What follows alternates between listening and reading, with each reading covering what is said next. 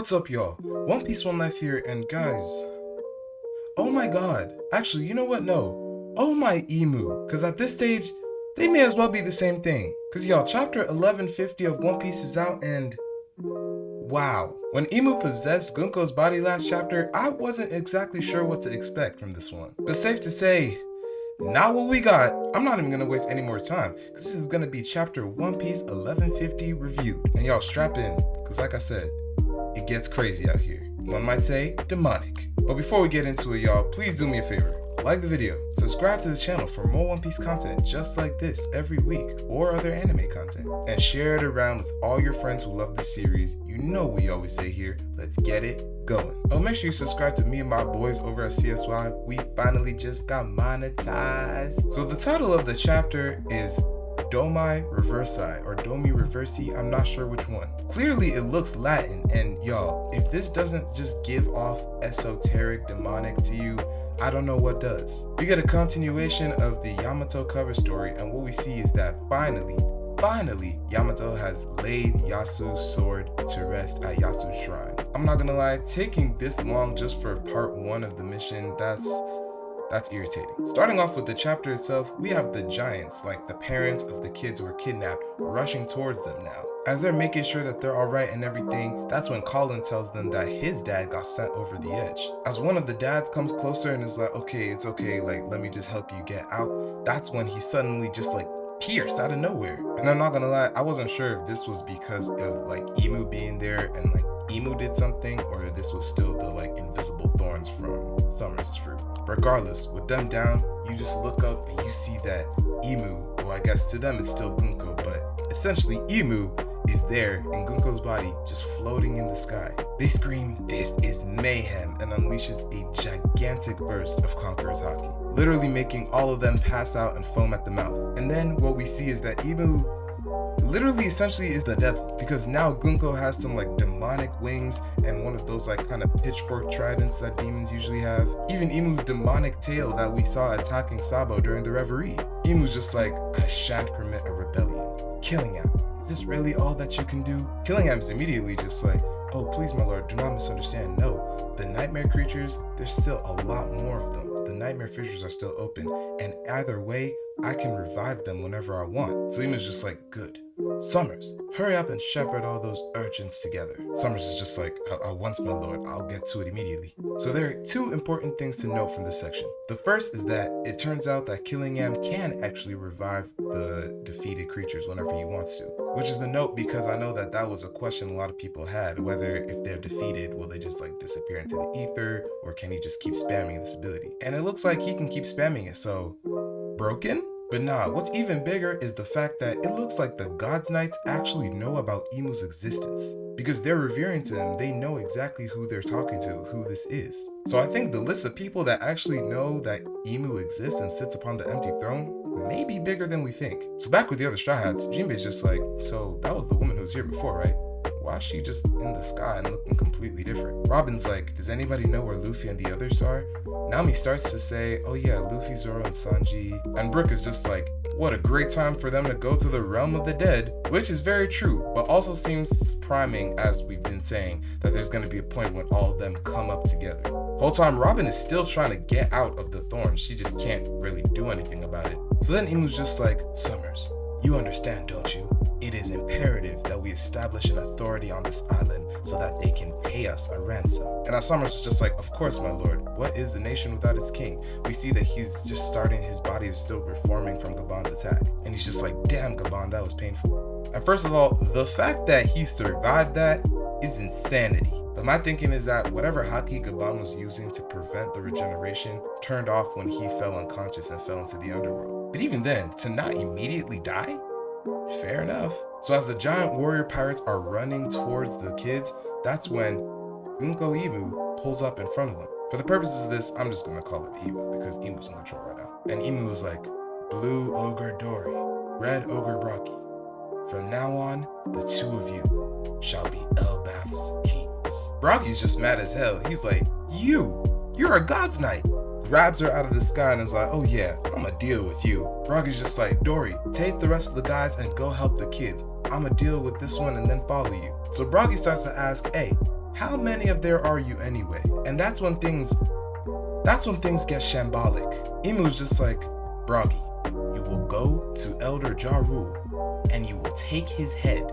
Then you will raise his head up high on a spike like we're in Game of Thrones and declare yourself as the king. All the while doing this, Imu takes out a tome of some sort, some type of almost magic spell book. And there's like smoke and other stuff coming out of it, and it essentially materializes into a huge double-barreled flintlock and then a dagger. Imu then stabs Broggy's hand and then uses the flintlock to blow his hand off. Imu's literally like, this matter cannot be left unsettled, except my godly power. Bang! Whole arm blown off.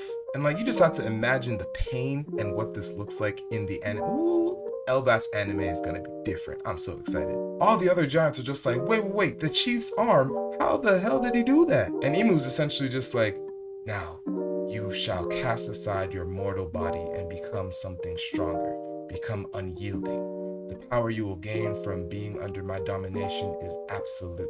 Before saying becoming a demon is truly the pinnacle of existence. There we have it, guys. Confirmed, the Gorosei are not Dofus users, they are demons. Imu themselves seems to be a demon, or at least have the powers to grant demonic powers to other people. And yeah, as we're about to see, the Gorosei are not the only people to get this privilege. Imu, calm as ever, just raises their hand and creates a summoning circle like right below Broggy. Imu creates the summoning circle and kind of like fuels it up using a move called A-Curl Demonic Contract. The first named attack of the final villain, guys. This is crazy. Broggy starts to sink into the summoning circle. Imu then flips their hand like this and says, Domi Reversi. Literally meaning black domain reversion. If Broggy's like this, the summoning circle literally flips over and has Broggy upside down. And then, as Broggy pulls himself out of the ground and reemerges, he became a literal demon. He's way bigger than any of the other giants now. His axe has become way pointier and crazier, and then he has literally demonic features. His eyes are glowing with power, his fangs, like he gained fangs, and then crazy horns out of the top of his head and bat wings too. And I repeat, Imu just turned Broggy into a demon. As all the other giants are panicking like, how the hell did he do this? Broggy one-shots them. Broggy's just like, ga ba ba ba ba. This power, it's so exhilarating. I've never felt anything like this. And then as people are looking that way because Broggy is getting all their attention, he did the same to Dory. Broggy and Dory are towering above their former crewmates and are just like, all right, we're about to go kill Yaru. Let's go. And then we see is that Broggy is here and Dory is here. Every giant who's within their range, I guess, also becomes demonified. And then we get probably one of the sickest panels I've ever seen in One Piece, period. Because Imu was even able to demonify the nightmare creatures from killing him. So you just have a lot of the giant warrior pirates, huge as hell, bursting out of the towers, completely demonic. And Imu's just like, this is the true power of Elbaf. Controlling it is not without merit. Y'all, can we just stop and talk about what just happened? Imu has the power to literally transform whoever they want into a subservient demon. Bigger, probably faster, way stronger, but completely under their control. And keep in mind, the giants were already the base strongest army of the world. He now made them stronger and then put them under world government control. Like, this is crazy.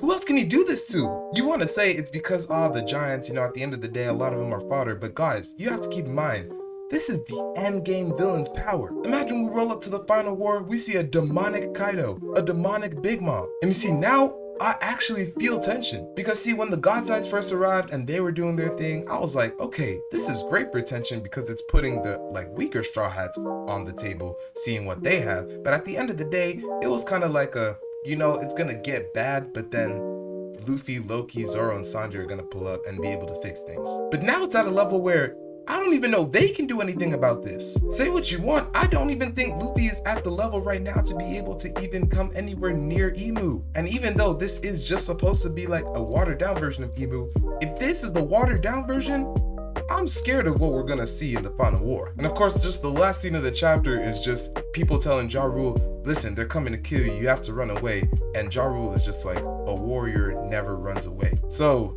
Lord Ja is gonna be dead very soon. This may have to be an escape from Elbaf's situation. I don't know what to do from here. But the best part about all of this is that there's no break next week.